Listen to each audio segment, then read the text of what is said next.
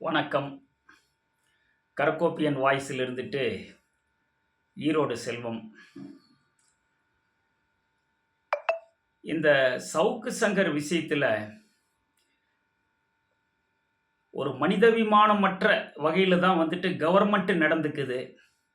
ஏன்னா அவர் கையே உடஞ்சிருச்சுங்கிறாங்க, மாவு கட்டு போட்டிருக்கிறாங்க. அந்த கை ஒருத்தருக்கு அடிபட்ட கை அசையாமல் இருந்தால் தான் அந்த அடிபட்டது அந்த உடஞ்சது கூடும். இவரை எந்த வகையிலையும் நியாயமில்லாத வகையில் அங்கே இங்கே அலக்களிக்கிறாங்க. அவர் செஞ்ச தவறுக்கு தண்டனை கொடுக்க வேண்டியதுதான். அதுக்குன்னு நாமெல்லாம் என்ன யோக்கியர் மாதிரி, உத்தமர்கள் மாதிரி, நம்மெல்லாம் ஒரு தெய்வ பிறவிகள் மாதிரி, நாமெல்லாம் தெய்வத்தினுடைய குழந்தைகள் மாதிரி நினச்சிக்கிட்டு அரசியல் இருக்கிறவங்கெல்லாம் ஏதோ ஒரு சவுக்கு சங்கர் தான் இந்த மாதிரி தவறாக நடந்துக்கிட்ட மாதிரி நினைக்கிறாங்க. பாவம், ஐயோ பாவம்.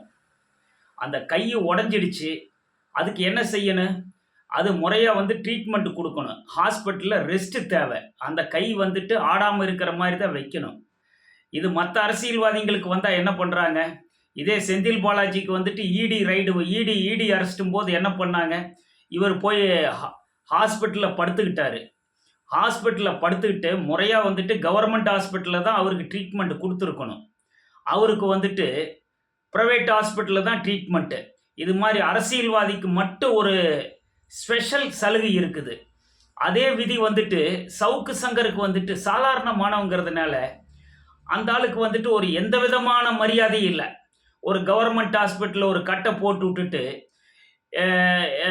திருச்சிக்கு, மெட்ராஸுக்கு, கோயம்புத்தூருக்கு இப்படி அலக்களிக்கிறாங்க. இது இவ்வளவு தேவையில்லை. அதை நீ பார்க்குற நீதிபதி கொஞ்சம் மனிதாபிமானத்தோட அவருக்கு இந்த கையெல்லாம் கூடி வரட்டும், அதுக்கு பின்னாடி காவலுக்கு எடுக்கலாம், நல்லா ஒரு நிதி பண்ணலாம். ஆனால் அந்த நீதிபதிகளை என்ன பண்ணிடுறாங்க? அதெல்லாம் ஒரு துளி கூட கவனத்தில் எடுத்துக்கிறது இல்லை.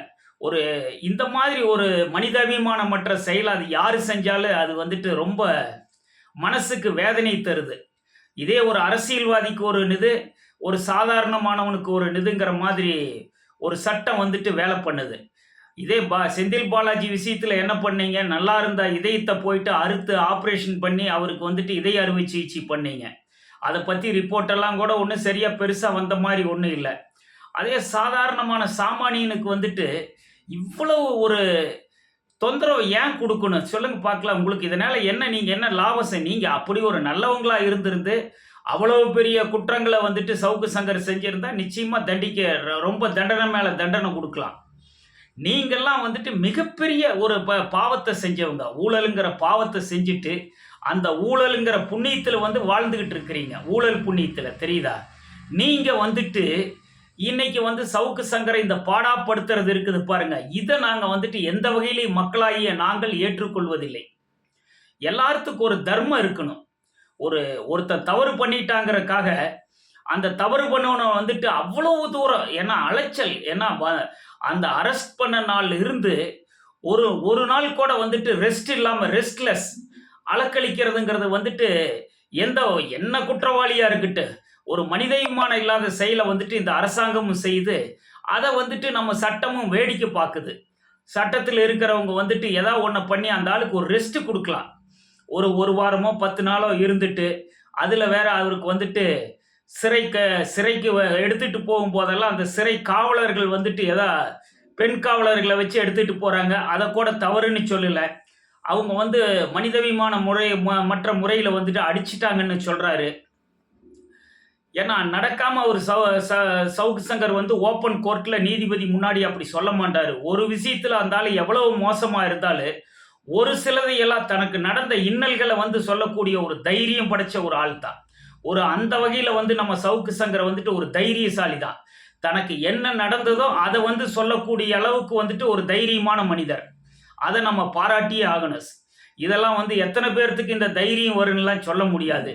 அந்த வகையில் சவுக்கு சங்கருக்கு ரொம்ப பாராட்டு. எது நடந்ததோ அதைத்தான் சொல்லுவார். அவருக்கு இந்த பொய்யா சொல்லி இந்த மாதிரி அதெல்லாம் ஒரு வேற சமாச்சாரங்களுக்கு அவர் பேசின சில பொய்கள் இருக்கலாம். நம்ம பேசாத பொய்களை விடவா சவுக்கு சங்கர் அதிகம் பேசிட்டாரு. இந்த சமூகத்துக்கு ஒரு காலகட்டத்துல சவுக்கு சங்கர் பயனுள்ள வகையில் இருந்திருக்கிறாரு. இந்த ஊழல மத்த விஷயங்கள்ல வந்துட்டு சவுக்கு சங்கர் இந்த சமூகத்துக்கு அவர் அளவுக்கு இன்னும் நிறைய பேர் வாங்கினதை வரவேற்கிறார். அவரை போய் இந்த கெட்டுப்போன கெட்டக்கூடிய கெடுங்கிற மாதிரி அந்த ஆள் இன்னைக்கு ஒளிஞ்சிட்டாங்கிற ஒரு நிதியில வந்துட்டு எல்லாரும் மெம்மதியில வந்துட்டு ஒரு சிலதுங்கெல்லாம் கேலி கிண்டல் ஏளனம் இதெல்லாம் பேசிக்கிட்டு தெரியுது. இதெல்லாம் கொஞ்சம் வருத்தமா இருக்குது. ஏன் நீங்களும் சவுக்கு சங்கர் மாதிரி 4 சமாச்சாரத்தை எடுத்துட்டு வந்து அரசுக்கு எதிரான நிதியை வந்துட்டு அரசு உண்மை இருந்தால் எடுத்துட்டு வந்து நீங்க மக்களுக்கு வையுங்களேன். அதெல்லாம் விட்டுட்டு இன்னைக்கு அந்த ஒரு மனிதனையே வந்துட்டு எனக்கு சிறிமதிக்கு இவர் வந்து சிறிமதி இவரால தான் இறந்ததுங்கிற மாதிரி சொல்றது, அந்த துப்பாக்கி சூடு நடந்தது இவரால தான் நடந்தது. ஏன் இதே நீங்க வந்து அரச சொல்லுங்க. ஏன் இந்த நீதிமன்ற ஒரு நிது பண்ணி விடுதலை அவங்கள வந்து நிது பண்ணிச்சு, அதனால நீதிமன்றத்து மேல குற்றம் சாட்டுங்க. அதெல்லாம் விட்டுட்டு ஏன் ஒரு தனி மனிதன் இழிச்ச ஊருக்கு இழைச்சவன் வந்துட்டு ஒரு இவன் சவுக்கு சங்கர் மட்டும்தான் உங்களுக்கு கிடைச்சானா? எல்லா நிதுக்கு காரணம் வந்து சவுக்கு சங்கர் தானா? வேற யாருமே தவறு பண்ணலையா? அங்க போய் பாருங்க, அங்க என்ன நடந்ததுங்கிறது யாருக்கு தெரியும்? நக்கீரன் பிரகாஷ் சொல்லிட்டா மட்டும் எல்லாம் உண்மையாயிடுமா? அவன் நக்கீரன் பிரகாஷுக்கு வந்துட்டு வேற தொழில் இல்லை, ஒரு பொய்யை வந்துட்டு உண்மையாக்கணும். இது வரைக்கும் நக்கீரன் வந்து எவ்வளவு பெரிய மோசமான செயல்களை செஞ்சுட்டு வந்திருக்குது இந்த சமூகத்துக்கு தெரியும். ஏன் நக்கீரன் இன்னைக்கு வந்து ஒளிஞ்சு போய் கிடக்குது? காரணம் உண்மை இல்லை, நேர்மை இல்லை. அவர் வீரப்பன் விஷயத்துல வந்துட்டு பணம் வாங்கிட்டு தானே நக்கீரன் கோபால் செஞ்சாரு. அதே மாதிரி இவரும் வந்துட்டு என்ன இவரால வந்துட்டு இவரோட கருத்தை சொல்லியிருக்காரு. ஏத்துக்காது அது நம்மளுடைய மனோநிலையை பொறுத்தது. நமக்கு ஒரு இதுல சரிபட்டு வரலைன்னா அதை விட்டுட்டு போயிடலாம். இவன் ஒரு தனி மனிதன் தான். சவுக்கு சங்கரங்கிற ஒரு நபர் தனி மனிதன். இவ்வளவு தூரம் நீங்க வந்து தாக்குறது வந்துட்டு எல்லா சமாச்சாரத்திலையும் இழுத்து போட்டு தாக்குறது வந்து எந்த வகையிலையும் ஏத்துக்க முடியாது. நீங்க சொல்ற கருத்துக்கு ஒத்து போகணும்னு இன்னொரு மனிதனை வந்து நிர்பந்திக்கிறது வந்துட்டு அது எந்த வகையிலும் நியாயம் இல்லை. போய் உங்க வேலை பாருங்க. உனக்கு தெரிஞ்சதுன்னா நீ போராடி எல்லாமே வெளியில கொண்டுட்டு வா. மாதிரி சவுக்கு சங்கர் மாதிரி வெளியில கொண்டுட்டு வாங்க. அதெல்லாம் விட்டுட்டு அப்புறம் இன்னொரு சமாச்சாரம் வந்துட்டு சவுக்கு சங்கருக்கு பல கோடிகள் கிடைச்சிட்டு தான் சொல்றாங்க. இந்த பேசிக்கிட்டு இருக்கிற எங்கிட்ட இருந்தோ இல்ல உங்ககிட்ட இருந்தோ யாருகிட்டயாச்சும் மிரட்டி வாங்கினாங்கிற ஒரு கம்ப்ளைண்ட் இருந்தா சொல்லுங்க. இவர் வந்து சவுக்கு சங்கர் இவங்களை மிரட்டி காசு வாங்கிட்டாருன்னு சொல்லுங்க. எல்லாரும் இதே காரியங்களை தானே செஞ்சுக்கிட்டு இருக்கிறீங்க. சொல்லுங்க பார்க்கலாம். அவங்களா கொண்டுட்டு போய் ஒரு சிலர் கொடுத்துருக்கலாம். எனக்கு இதனால சவுக்கு சங்கருக்கு ஒரு நிதி கொடுத்துருக்கலாம். அதை வந்து நீங்க எந்த வகையிலையும் வந்துட்டு நம்ம வந்துட்டு ஊழல் லஞ்சம்னு சொல்ல முடியாது.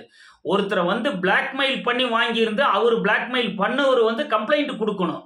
அதை விட்டுட்டு அந்த குற்றம் செய்தவர்கள் யாரு திருடர்களோ, ஒரு திருடர்கிட்ட இருந்து ஒரு நிதி வந்து ஒரு இன்னொரு சவுக்கு சங்கர் மாதிரி ஆட்களுக்கு கிடைச்சிருந்தா அது சந்தோஷப்படுங்க. ஏன்னா பணம் அப்படியாவது ரோலிங் ஆகுது இல்ல. அதை விட்டுட்டு சவுக்கு சங்கர் வந்துட்டு இவர் இவ்வளவு ஏமாத்திட்டாரு, அவ்வளவு ஏமாத்திட்டாரு, இதை பண்ணிட்டாரு, அதை வச்சிருந்தாரு. இதெல்லாம் நியாயத்துக்கு புறம்பா வந்து செய்யாதீங்க. அரசுக்கு என்னுடைய தாழ்வான ரெக்வஸ்ட், நீங்க செய்யற பாவங்கள் வந்துட்டு இந்த கோர்ட்டு இந்த மக்கள் இதுலையெல்லாம் நீங்க ஏமாத்தி இன்னைக்கு ஜெயிச்சிடலாம். ஆனா இதே வந்து இறைவன் கோர்ட் ஒன்று இருக்குது.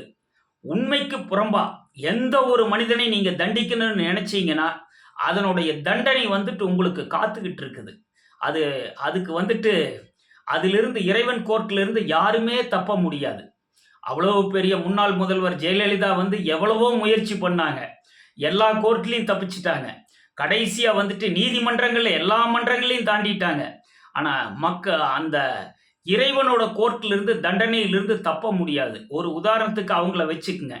அதனால வந்துட்டு இதெல்லாம் ஒரு உண்மைக்கு புறம்பா இருக்கக்கூடிய அந்த பொய் கேஸ் போடுறது, ஒரு தனி மனிதனை நாம் இவனை ஒழிச்சா நம்மளுடைய அரசியல் வாழ்வு மேம்படுங்கிறக்காக வந்துட்டு இந்த மாதிரி கொடூரமான செயல்களை செய்யறத வந்துட்டு அரசு வந்துட்டு தயவு செஞ்சு நிறுத்திக்கணும். நிறுத்தலைன்னா அந்த பாவத்தினுடைய சம்பளத்தை நீங்க வாங்க போறீங்க. அது உங்களுக்கு வேற மாதிரி மாறும். ஏன்னா ஒரு மனிதனுடைய மனக்குமுறல் அது என்னவா மாறுங்கிறது அநியாயமா பாதிக்காம, அதே மாதிரி அடிக்காம அவர் வந்துட்டு கோர்ட்ல போயிட்டு ஒரு பெண் போலீஸ் அடிச்சிட்டாங்கன்னு யாரும் சொல்ல மாட்டாங்க. ஏன்னா அவருக்கு வந்துட்டு ஒரு தைரியம் இருக்குது. அதை வந்து எது நடந்ததோ கையை ஒடிச்சு அடிச்சிட்டாங்கன்னா அடிக்க நல்லா போறாரு. அந்த அன்னைக்கு வந்துட்டு அந்த அன்னைக்கு அது நடந்ததுனால தான் அதை உண்மை சொன்னாரு, தைரியமா சொன்னாரு. அந்த தைரியம் பாராட்டுதலுக்குரியது.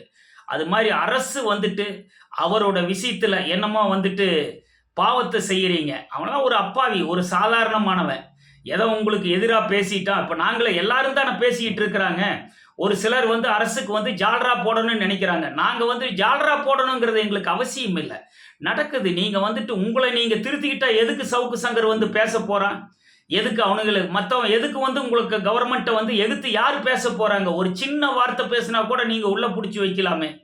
இதையெல்லாம் விட்டுட்டு ஒரு சவுக்கு சங்கருக்கு எதிரா வந்துட்டு இவ்வளவு பெரிய வன்மம் கூடாது. இது நீங்க செய்யக்கூடியது உங்களுடைய 7 தலைமுறைய பாதிக்கும். எழுதி வச்சுக்கங்க. இது உங்க 7 தலைமுறைய பாதிக்கும். இதுக்காக நான் சவுக்கு சங்கருக்கு சப்போர்ட் பண்றான்னு அர்த்தம் இல்ல.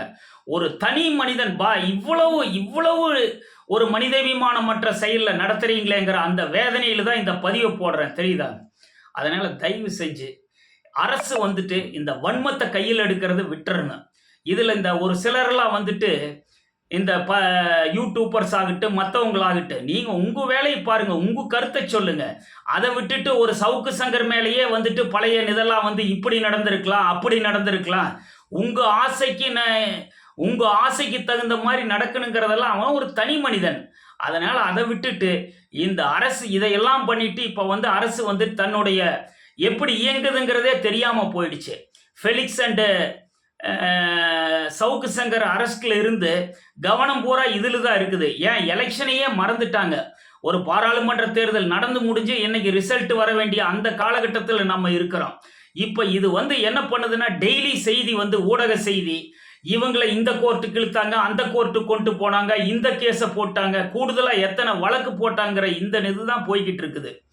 இது வந்துட்டு மக்கள் வந்துட்டு உங்க கவர்மெண்ட்ல உங்களை வந்துட்டு நீங்க செய்யக்கூடிய இதையெல்லாம் மறைக்கிறதுக்கு இது ஒரு நல்ல வாய்ப்பா போயிடுச்சு. நல்ல பெட்ஷீட் மாதிரி எடுத்து போத்திக்கிட்டீங்க. ஒரு சவுக்கு சங்கரையும் ஃபெலிக்ஸையும் வச்சு இது போத்திக்கிட்டீங்க. அவங்க செஞ்சதை எந்த வகையிலும் நியாயம்னு சொல்ல வரல.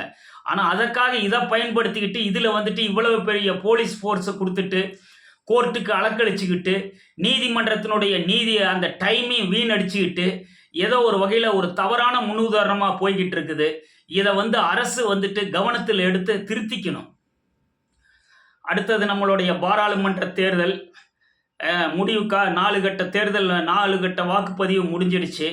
இனி அடுத்தது நம்ம எல்லாம் ஜூன் 5க்காக வெயிட் பண்ணிட்டு இருக்கிறோம். பார்க்கலாம், ஒரு நல்ல ஒரு திருப்புமுனை ஆகும் என்று எதிர்பார்க்கிறோம். நடந்தால் ரொம்ப நல்லது. பார்ப்போம். அதுவரை நாம் பொறுமையை கடைபிடிப்போமாக. நம்மளுடைய சேனலை வந்துட்டு கொஞ்சம் சப்ஸ்கிரைப் பண்ணி நமக்கு கொஞ்சம் ஆதரவு கொடுக்கும்படி கேட்டுக்கிறேன். ரொம்ப ரொம்ப தேங்க்ஸ். நன்றியுடன் ஈரோடு செல்வம்.